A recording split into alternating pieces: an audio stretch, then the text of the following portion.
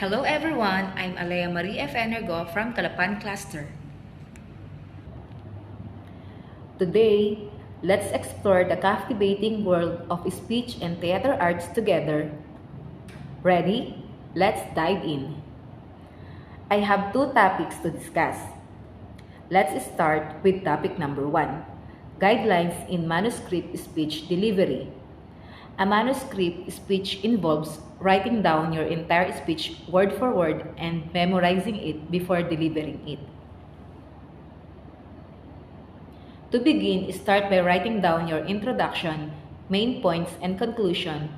Once you have written your speech, practice reading it out loud to get used to the phrasing and memorize each part.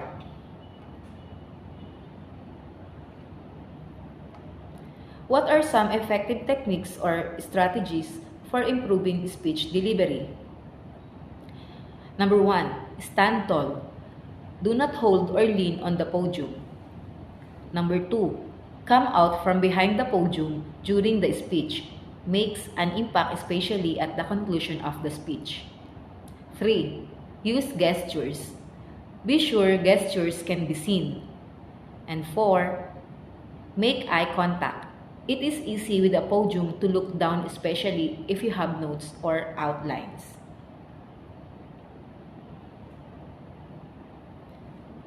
Manuscript speeches focus on reading word for word of a script to an audience. To help you better understand, I have also provided two examples of manuscript speech. Number 1, President Obama's final State of the Union address in 2016. And 2, President-elect Joe Biden's Victory Speech 2020. In this topic, there are both advantages and disadvantages. Advantages: 1, control of time. 2, control of word choice. And 3, when style is critical, elegant language. And disadvantages: 1, loss of eye contact. And 2, loss of natural speaking style. The two disadvantages typically far outweigh the advantages of this style.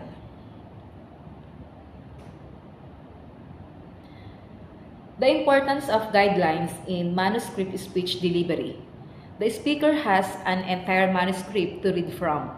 The benefit is that as every single word is scripted, no important parts will be missed.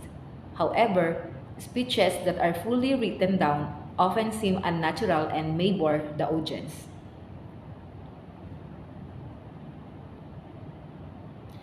And as discussed earlier, related to this, we can derive benefits from it. The advantage of using a manuscript is that the speaker has access to every word they prepared in advance. There is no guesswork or memorization needed. This method comforts some speakers' nerves as they don't have to worry about that moment where they might freeze and forget what they plan to say. So let's move on to the second topic. Guidelines in memorized speech delivery. There is a 7-step process to memorize a speech. 1, write out the speech. To write a speech, either write it exactly as you want or outline it as a full script, depending on your comfort level with writing and the audience's familiarity with talking. 2, rehearse the speech with your script outline. To improve your speech, practice it out loud with your script. This stage allows you to identify parts that need to be changed, a process called sculpting. If you have written a complete script, edit it multiple times to make it sound more natural.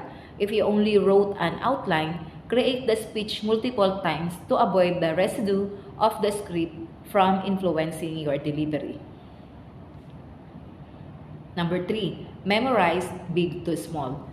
Memorizing hierarchically helps in remembering the gist of a speech, allowing for flexibility in delivery and avoiding skipping over small sections. This method helps avoid omissions and ensures a well-crafted presentation. even if parts are forgotten. Number 4, start with the big chunks. Start by focusing on the main points of your speech, such as describing the problem, what our product is, and how to buy it. Memorize this by writing them out and recalling them. Focus on these broad points and practice delivering your speech without worrying about accuracy. Number 5, move to the small points. To memorize a speech, start with big chunks and then smaller points representing the meaning. Expand bullets to represent each idea with 1 or 2 keywords. Memorize these points by quizzing yourself and practicing the speech. The goal is perfect recall of all points, ensuring you know the content well enough. Number 6, memorize the delivery.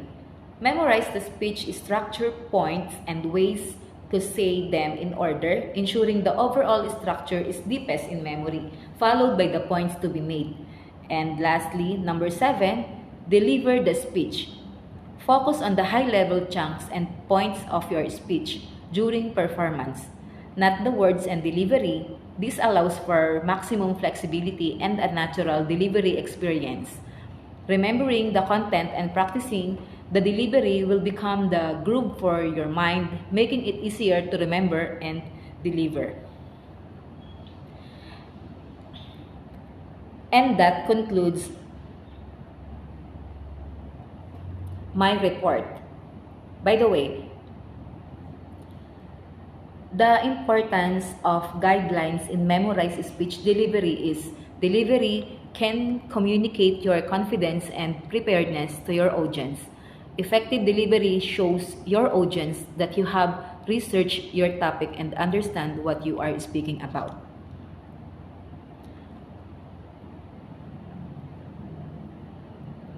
The end, and that concludes my report. I hope you have learned something from the topics we discussed.